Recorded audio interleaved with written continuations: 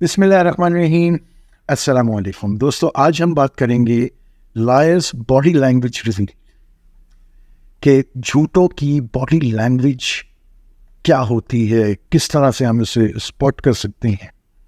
हमारे माशरे में झूठ बहुत तेज़ी से फैल रहा है, चाहे वो कोई भी रिश्ता हो, मियाँ बीवी का रिश्ता हो, मोहब्बत यारी वाले मामला हो, दोस्तों यारों के साथ मामलात हों, कारोबारी मामलात हों, हमें झूठ का सामना करना पड़ता है, जिसकी वजह से बाज़ औक़ात हम बड़े बड़े नुकसानात उठाते हैं। अगर हम ये छोटे छोटे बॉडी लैंग्वेज के क्यूज़ को समझ लें तो हम किसी बड़े नुकसान से बड़े आराम से बच सकते हैं। चलिए शुरू करते हैं। सबसे पहला पॉइंट है आई कॉन्टैक्ट।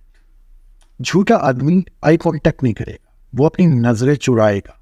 किसी सूरत में भी वो कॉन्टैक्ट मेंटेन नहीं कर सकेगा, या तो मेंटेन नहीं कर सकेगा या बहुत ही लंबा, बहुत प्रोलॉन्ग आई कांटेक्ट करेगा, जो वो भी अनयूजुअल चीज़ है। अच्छा, नंबर 2 पे है हमारे पास नर्वस बिहेवियर।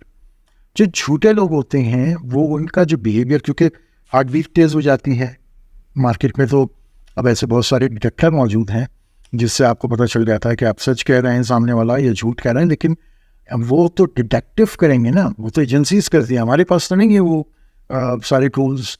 हम किस तरह करें? हमारे पास यही बॉडी लैंग्वेज के क्यूज़ हैं। अगर इस पर हम प्रैक्टिस करेंगे तो हम बेहतर होना बोलते चले जाएंगे। जो झूठ बोल रहा होता है वो अनकंफर्टेबल बैठेगा, कभी अपनी पोजीशन चेंज करेगा, यहाँ आ जाएगा, यहाँ आ जाएगा। मतलब यू विल स्टार्ट फीलिंग कि there is something wrong, there is something wrong. ये एक मेजर जो है वो क्यों देता है आपको जो लायर होता है। इसी तरह से जो लायर होता है, हमारा तीसरा पॉइंट है डिफेंडिंग पोजीशन।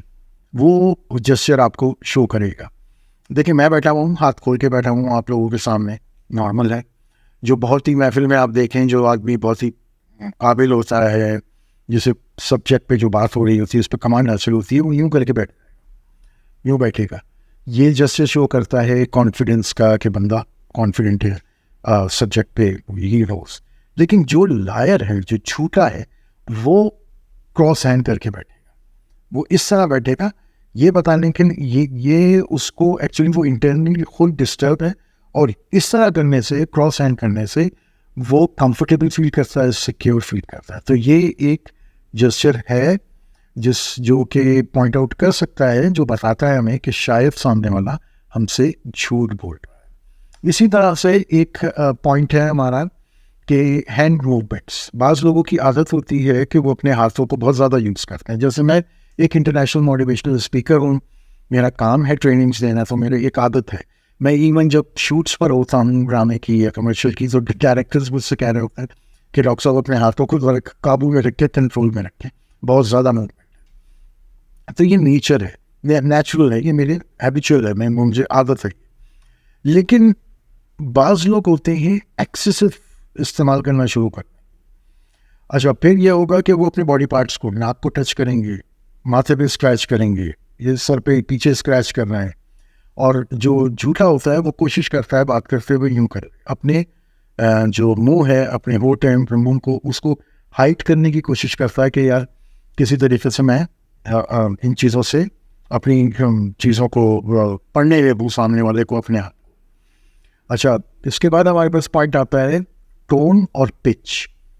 हर आदमी का बात करने की एक टोन होती है, एक ख़ास मखसूस पिच होती है। जो झूठा होता है उसकी पिच बहुत हाई हो जाएगी या बहुत ही लो हो जाएगी। वो अकॉर्डिंग टू सिचुएशन, वो दोनों में से कोई एक स्ट्रैटेजी अपनाएगा। या तो बहुत ऊपर चला जाएगा, चीखने चिल्लाने लगेगा, या बहुत ही नीचे आ जाएगा। इसी तरह से हमारा जो छठा पॉइंट है वो लैक ऑफ डिटेलिंग होगा।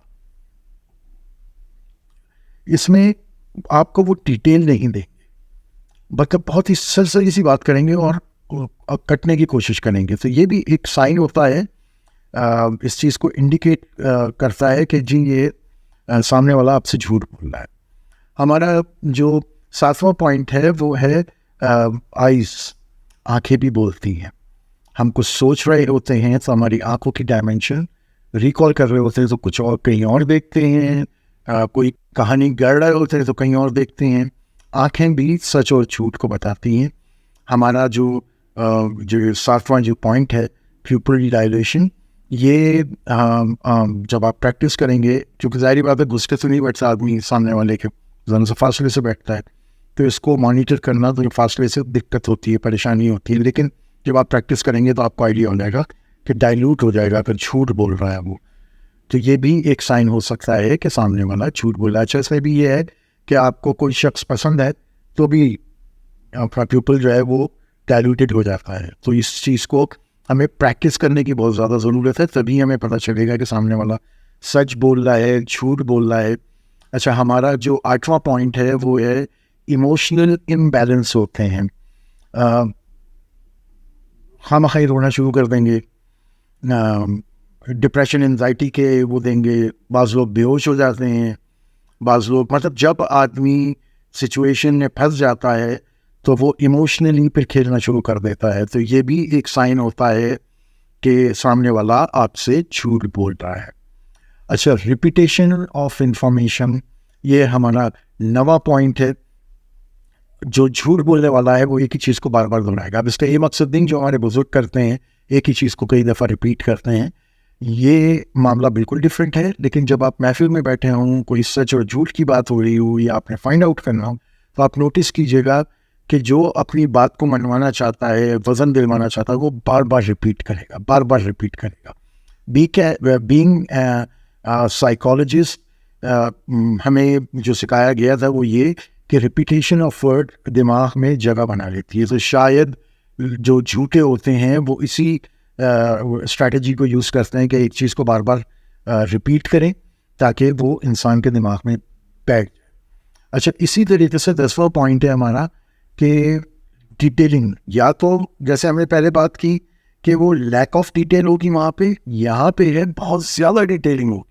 कुछ छोटा सा मामला है, मालूमात इतनी नहीं चाहिए, इन्फॉर्मेशन इतनी नहीं चाहिए, लेकिन वो बाल की खाल निकाल के पेश करेंगे आपको साबित करने के लिए कि वो सही है, वो झूठ नहीं बोल रहा है।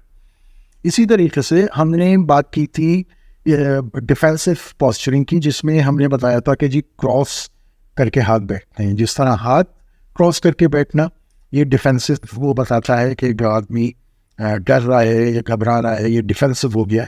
इसी तरह से फीट्स का भी है, पैरों का भी। जो झूठा होगा वो अपने पैर क्रॉस करके बैठेगा। अच्छा, जो भी एग्जिट पॉइंट होगा, जो भी एग्जिट गेट होगा कमरे का, उस तरफ उसके पैर पॉइंट होंगे, वहाँ पे वो पॉइंट कर रहा होगा। और इसके रीजनिंग जो बताई जाती है वो ये कि वो चाहता है कन्वर्सेशन बंद हो, वो वहाँ से क्विट करना चाहता है, एस्केप करना चाहता है, तो वो अपने उसके पोस्चर इस तरह से होते हैं कि जल्दी से बात खत्म हो और मैं निकलूँ यहाँ। अच्छा, उसे स्पीकिंग में प्रॉब्लम आएगी, उसे बातचीत करने में बड़ी दिक्कत और परेशानी हो, वो रुकेगा, हम्बल बहुत ज़्यादा करेगा, हम्बल कह रहा हूँ, रंबल बहुत ज़्यादा करेगा, वो इस तरह की चीज़ें करेगा जिससे उसके दिमाग को टाइम मिल जाए स्टोरी जनरेट करने में। तो ये चीज़ भी इंडिकेशन होती है कि आप जो हैं वो सामने वाले को पकड़ सकें कि सामने वाला आपसे सच बोल रहा है या झूठ। इसी तरीके से बहुत ज़्यादा डिफेंसिव हो जाता है। मुझे कह रहे हो, मैं कर सकता हूँ, मैंने किया ये, तुम्हें लगता है मैं कर सकता हूँ। बहुत ज़्यादा डिफेंसिव, अपने आप को जस्टिफाई करने की कोशिश, अपने आप को बचाने के लिए वो मुख्तलिफ हरबे इस्तेमाल करता है। डिफेंसिव जो है वो जस्चर्स देगा आपको कि नहीं मैं तो नहीं कर सकता ये। मैं दोस्तों, ये छोटे छोटे से पॉइंट्स हैं, अगर आप इनको सुनेंगे, समझेंगे, महफिलों में बैठ के इसके ऊपर वर्कआउट करेंगे। अच्छा, इसका फ़ायदा ये है कि आप किसी पर ये अप्लाई कर भी रहे हैं तो उसको पता ही नहीं चलेगा, लेकिन हाँ, आपका प्रैक्टिस से आपको अंदर बेहतरी आनी शुरू हो जाएगी और आपके लिए झूठ को पकड़ना चुटकी भर का काम हो जाएगा। अपना बहुत ख्याल रखिएगा, मिलते हैं नई वीडियो में। अल्लाह हाफिज़।